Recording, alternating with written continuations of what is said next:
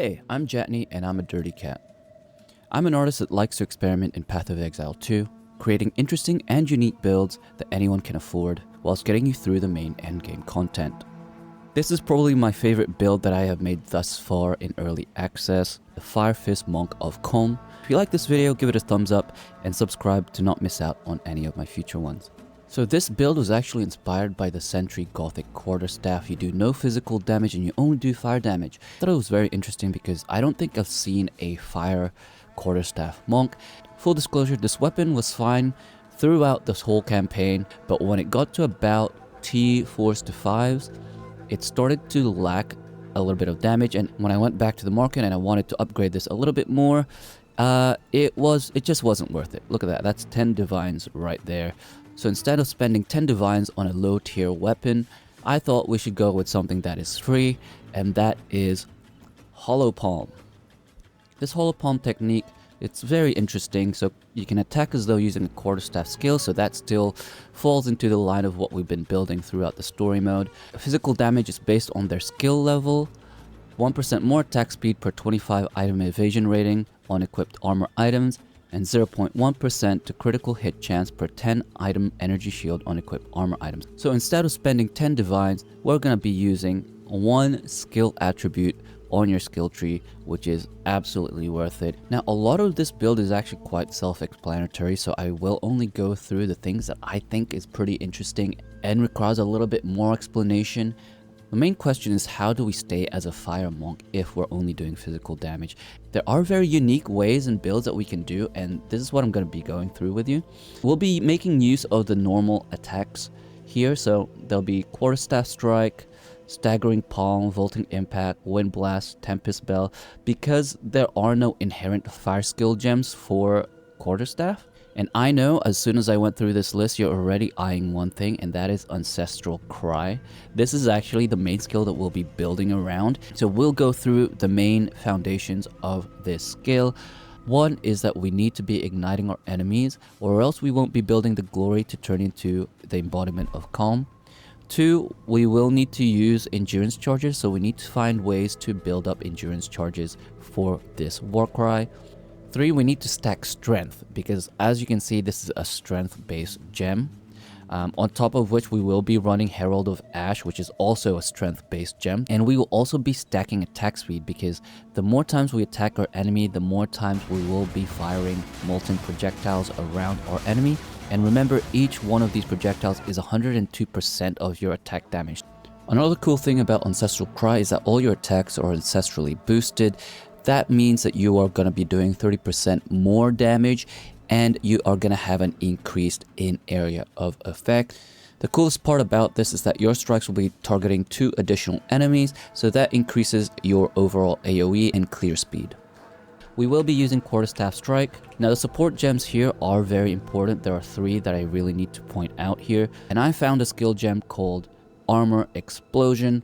So supported skills trigger an explosion when they fully break an enemy's armor, and explosion converts all your physical damage to fire damage.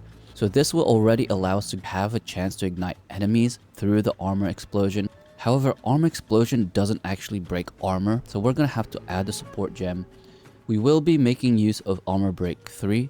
So not only are you breaking armor of the enemy, but you are also getting a 20% chance to gain an endurance charge when you fully break their armor. So that's a pretty easy way to gain an endurance charge. When the enemy armor explodes, they will generally be ignited, and you will then trigger Volcanic Eruption. Now, this is similar to the Ancestral Cry one, except it does do a little bit less damage as a support gem. Do fire 4 molten projectiles instead of 3. I have this in here just for clearing purposes, because I generally don't use Ancestral Cry unless I'm clearing abyss mobs or bosses. The other support gems here on Quarterstaff Strike, I opted for increasing my maximum physical damage, because remember, all your physical damage is converted to fire damage. It is better than fire attunement. As you can see, you gain only 25% of damage as extra fire damage. I also use close combat because you deal 30% more attack damage to enemies within a meter of you, and because you'll be using Quarterstaff Strike, you're punching enemies they're going to be within a meter of you, and you're going to be doing 30% more damage instead of 25% damage extra fire damage. So that's why I opted for these as well. You can see I did try both of these, Elemental Expression and Unbound Avatar. They're both in the Invoker Ascendancy. And I'm gonna be upfront with you, I did use Unbound Avatar for most of this build, because on top of your 30% ancestrally boosted attacks, you will be getting an extra 40% elemental damage while you are unbound. And that is an incredibly large amount of damage, especially considering every one of your attacks when you're in Ancestral Cry and Embodiment of Calm, it's all gonna be fire damage, which is all elemental. So this was actually my first choice, but as part of the experiment, I did start trying out Elemental Expression, and I stuck to it simply because I got a little bit lazy on the button side. So it's completely up to you. If you don't mind pressing an extra button to buff your attacks, go for Unbound Avatar because it is great and you get so much damage. There are a few downsides with Elemental Expression. And one triggers every time you do a critical hit, it does trigger one of these 3 things. So it does a fiery explosion, a lightning bolt, and an icy wave. So not only is it a slot machine, but it is a mana drainer. So that is something to consider if you want to go the lazy route like I did. There are ways to get around it. And because Ancestral Cry is a strength-based gem, we will be rigging this Elemental Expression like a Vegas slot machine. We're going to be stacking so much strength that we're going to be triggering Fiery Explosion more often than the other 2 elements there. Just a quick look at what my stats are looking like. You can see I have 146 strength, 127 dexterity, and 105 intelligence. Now during my streams and my videos, people always ask me what this skill is, and this is just a simple vaulting impact. It's super cool looking, I know, and I'll show you what my skill gems are so you know exactly how to do this if you want to do this yourself. Vaulting impact is a leap into the air and a slam onto the ground. So that's important to note. That is the mechanic that is involved in this skill, which means we can add this support gem called Crater.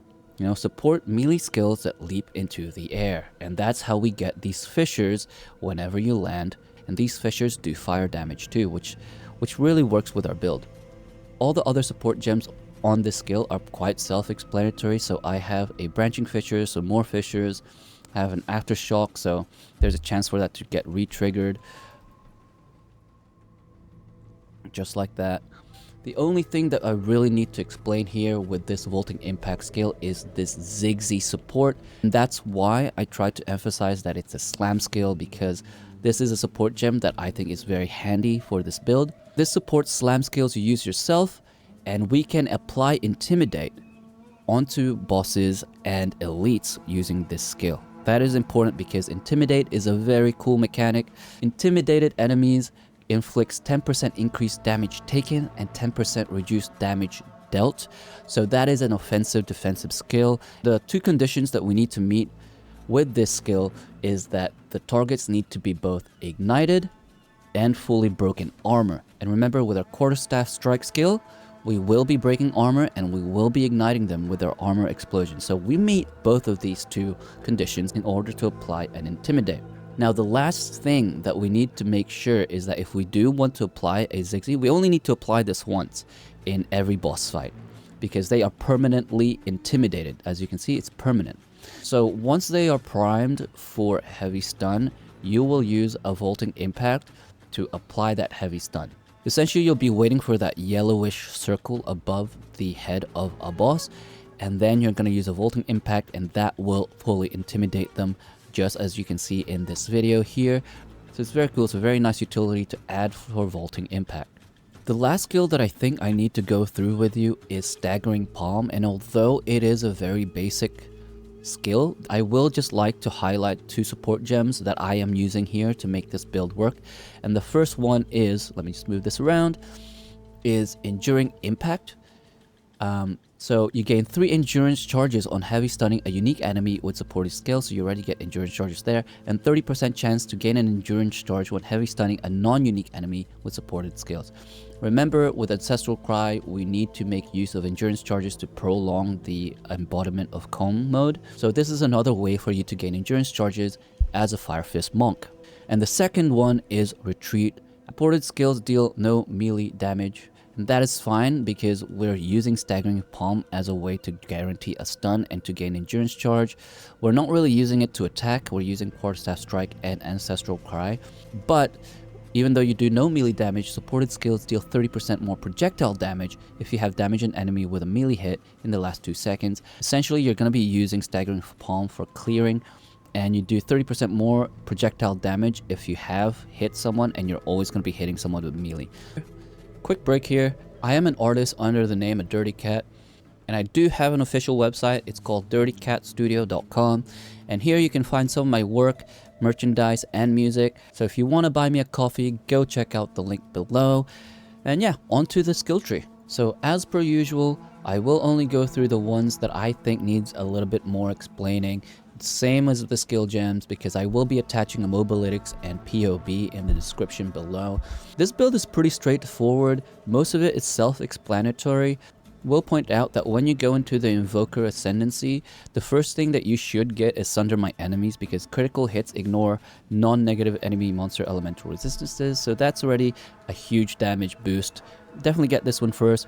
The second one that I would get is Lead Me Through Grace. This is how you'll be able to achieve running 4 persistent buffs throughout the game.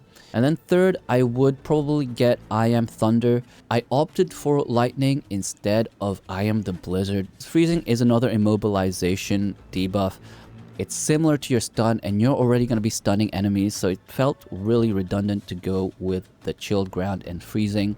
Now the rest of the skill tree, the main thing that I do want to point out is that Ancestral Cry and your Volcanic Eruption on your Quarterstaff Strike all run off of physical damage conversion, so you can look to boosting either one. The easiest one to do is increasing your physical damage because they are so efficiently placed around the monk skill tree here. I have physical damage here. I have physical damage boost here, you get physical damage boost here, all the way to Volcanic Skin, which gain 8% of damage as extra fire damage, plus 20% to fire resistance. This is definitely a node that I strongly suggest getting, because not only are we doing fire damage, but it really helps you become more flexible with your itemization. One thing to also remember is that we are stacking strength, and a lot of these physical damage boost nodes also add strength, so that helps our build become very efficient. The only other thing that I will point out is this node right here. It's called Kite Runner. 3% increased movement speed, 15% increased projectile speed, and 15% increased projectile damage. You are doing 2 different types of projectile damage. One is Staggering Palm, and 2, your Volcanic Eruption Molten Projectiles. In regards to defense, the 2 main ones that I want to talk about is the Eldritch Will. You gain 3% increased maximum life, mana, and energy shield. You gain additional ailment threshold, and you gain additional stun threshold. This is incredibly useful, and I definitely recommend you getting this. It's so close to your Volcanic Skin, so it's quite efficient still, even though it looks quite far away. And the next one is Glaze Flesh.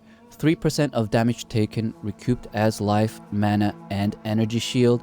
This is incredible because you will be taking damage from life, from energy shield.